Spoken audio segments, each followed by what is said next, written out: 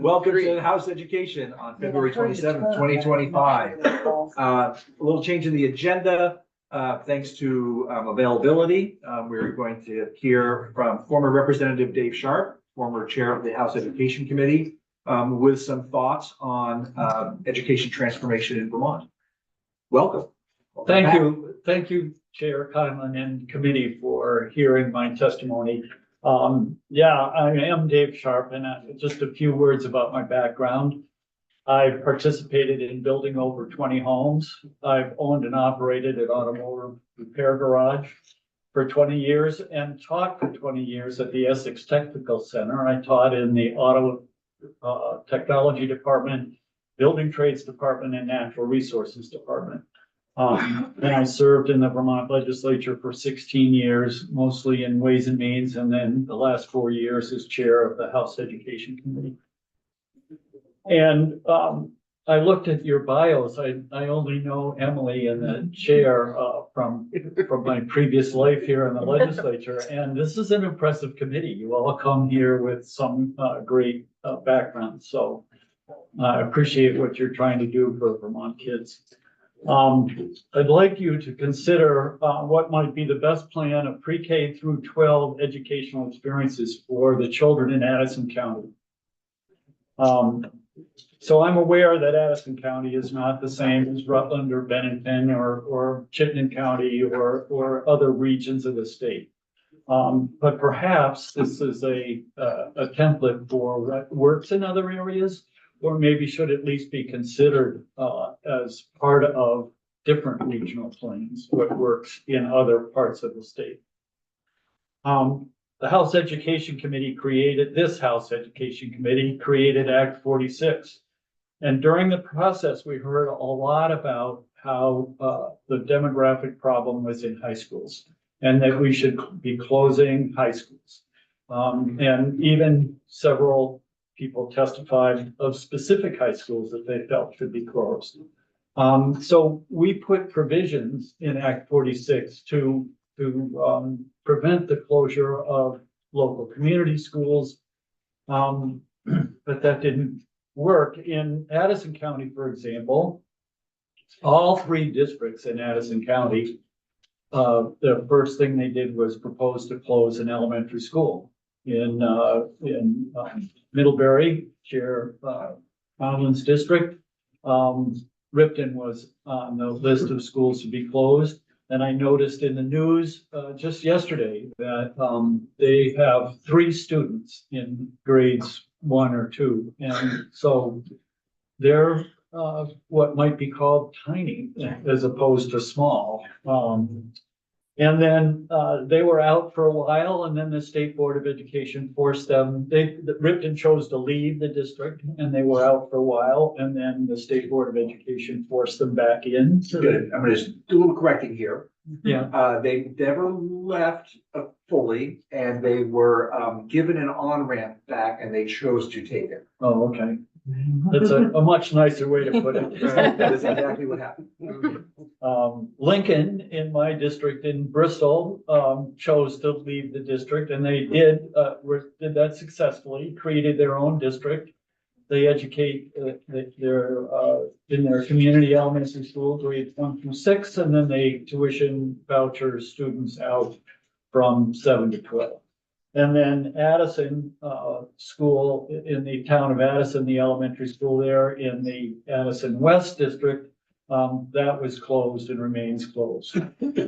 So, in hindsight, one aspect of what Act 46 did was we created this conflict between primary and secondary education, because these districts, in order to preserve programs at the high school, had to look for savings in elementary schools. So that was unfortunate. And I think we have an opportunity now to maybe correct that tension, relieve that tension. Addison County currently has 5 school districts. One of our districts, the Hannaford Career Center district, is a countywide district. So it's already there in place. And it could be expanded by the legislature to encompass the education of all students from 9 through 12.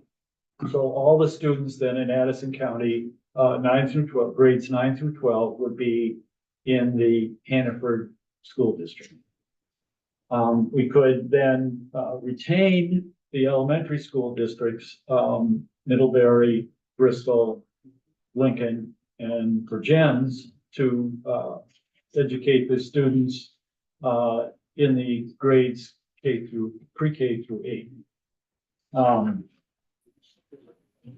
This might lead to a consolidation of one or more current high schools in the county.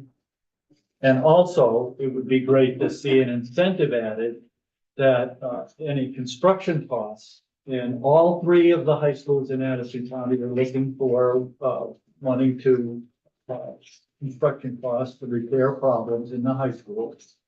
So that the state construction help could be only for schools with an attached technical center that merged with at least one other academic high school. Because my dream would be to see one high school for Addison County that had seamless ability for students to participate in career courses and academic courses. There's no reason why a student couldn't take AP Calc in the morning and auto technology in the afternoon. And we know that it's very difficult to call up India and have a plumber come and fix your kitchen sink, right? We need plumbers, electricians, construction people, healthcare workers, these tradespeople in our state, and we need to enhance somehow our career and technical education to help ready our working population to meet the needs of our state. And I can envision having a middle school, maybe 2 middle schools in the county because of transportation issues, maybe one in the northern part, one in the southern part of the county, and preserving community elementary schools to the extent possible. There will be schools, I'm sure, closed. Ripton is a prime example. New Haven in our district is a prime example. Leave those decisions left at the primary school level. So let's see, I'm completely lost in my testimony here. So of course, the immediate challenge is how do we move forward in a way that taxpayers can afford? And I know this might be not directly under the purview of this committee, but I think it's appropriate to bring up here that there are 2 things that we did not deal with when I was on the Ways and Means Committee or when I was on this committee. And that was the $47,000 cliff for low-income families. And the $47,000 cliff is that you pay no more than 5% of your income for the combination of your municipal and your school taxes. So $47,001, boom, you're off that cliff, and Public Assets Institute has some of the actual figures that I don't have in my presentation, but it's a dramatic increase in taxes for $1. We should do the best we can to avoid cliffs in state government. And this is one of the most egregious because this cliff was formed when we used to do foundation formula before Act 46. For decades, that 47,000 cliff has been in place. And the other cliff is a $90,000 cliff, which affects a lot of middle income Vermonters, where you're eligible to pay your education taxes by way of income fully if your household income is less than $90,000. And that cliff, those are instant things I believe could be done this session for taxes coming right on the heels, whether it can be for this year's taxes or next year's, I don't know, but it's something that can be done quickly. That's what taxpayers asked for, was relief of taxes. I didn't hear people campaigning that schools should close, even though you know, and we know that work needs to be done in terms of education for our children. Um, so, I was very enamored when Scott Beck, who's now a senator, was a member of our Act 46 committee, and I retained a friendship with Scott. I have a great deal of respect for him. When he came, when he came out with this notion of a foundation amount, it was intriguing because the weighting study created this tax capacity to deliver more resources to low-income kids. 5 districts did not take advantage of that. They took advantage of the ability to reduce taxes, but not deliver additional resources to children. So the notion of a foundation formula is that we'll create more equity because now we're going to actually give money, not tax capacity, but actually dollars to help low-income kids. That's a great notion. However, it only works if the foundation amount is enough to increase equity. If it's not enough to increase equity, what have we accomplished, right? And then secondly, for districts who, no matter what dollar amount we set, should be indexed perhaps to household income. It should be indexed in some way. And we also know that towns and school districts, they're going to raise more than the foundation amount, particularly in higher income communities that have a higher value for education. So, okay, so we put those higher spending amounts through the Act 60 process, and we base it on income. Because one of the things I noted in testimony I haven't said yet is that Act 60 was remarkable in that it reduced the inequity between property rich and property poor towns from 4 times to 2 times as much.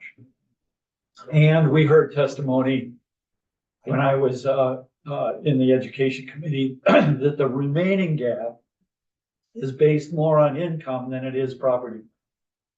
Because it's high income towns where your citizens are professionals and have a high value for education. They both vote for spending money and they're willing to spend more money on education in their communities. So we address that gap and that issue by going for any spending over the foundation amount is now put through an income tax process. So those high income earning communities that vote for those higher spending actually pay the higher spending in their taxes. So I believe that would close the 2-to-1 gap. We'll probably never, make everything absolutely equal, but I think it would address problems that currently are in Act 6068. The foundation amount, if sufficient, would bring more equity to funding for our students. So, in the end, in addition to indexing the 47,000 and the 90,000 flips, perhaps the next step is for a summer study committee to consider what might be the best way forward. If this proposal for a career technical center school district in Addison County is applicable for each technical center region, that might be a path forward for school districts in the state. That would lead to 17 school districts, not the 25 that's come out of your general committee, not the 5 that the governor has proposed, but a logical issue in terms of addressing the seamless ability of students to access both career and technical education and academic education. It seems like the ability to access career and technical education is more about seat time in buses than it is about anything else, just geography. students in your district have to bus all the way to Middlebury for it. That is one of the two primary. The other one is money. So right now, Mount A, my high school, if they're in their budget process, they have to plan on X number of students at 25K per student that are gonna go to the tech center. So let's say they budget for 10. Okay, so that's $250,000 in their line budget item. So let's say it's still in law, I believe, that every student in the state has a right to career and technical education if they want it. So let's say 20 students from Mount A decide they want to go to the tech center. So now you're talking about $500,000. What did that do to Mount A's budget? You know, 34,000 per student, by the way. pardon? It's 34,000 per student, by the way. I was picking a number out of the sky, obviously. Yeah, 34,000, even worse. You know, so what happened when I was teaching in the tech center, we know that one of the sending school, and I won't mention which one, had a budget for X number of students, 10 or 15 students. So the principal or the superintendent told the counselors in that building, you counsel the 15 kids we want to get out of here. They're hurting the education for our school. They're hurting the environment for our school, and we want them out the door. So you counsel those 10 or 15 kids to get out of the building. Now, is that the right way to approach education? I think not. We should be doing what's best for each child. Do you have any thoughts on the governor's plan with CTE, mainly about the funding, where essentially, I think it's a 30,000, we'll say 30,000 and 5 of it remains with the sending school to sort of cover those overhead costs that exist, whether the student is there or not, and the rest goes to the career center. I don't really. I've only superficially looked through the 178 pages. I think until we create a seamless possibility for students to move between career, technical, and academic education, we will have this challenge.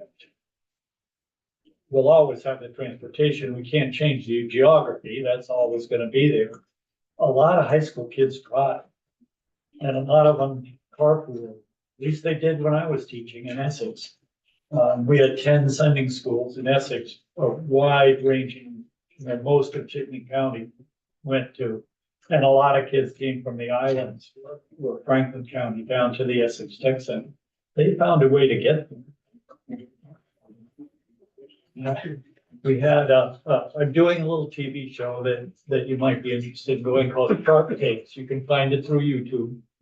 I've done 8 or 10 half-hour interviews with leaders, both local leaders, superintendents, and state leaders in education.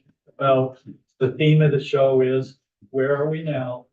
Where do we want to be? How do we get there? And how do we be? And one of my guests said something that really stuck with me. He said, infants and toddlers should be as close to home as possible. Elementary school students should be in their communities as much as possible. Then middle school students and high school students, they can travel. They're capable of traveling greater distances. And college kids ought to get out of town. That was his view, and that stuck with me because I think there's a lot of truth to that. So we should have an educational system that accomplishes that for our children. I'm going to say just one more topic, especially as you envision this idea of a comprehensive high school. Would you like to comment on the crucial need for school construction aid?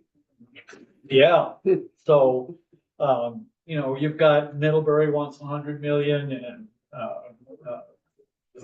Mount Abe wanted 35 million, and Colchester wants 150 million, I think. They got it.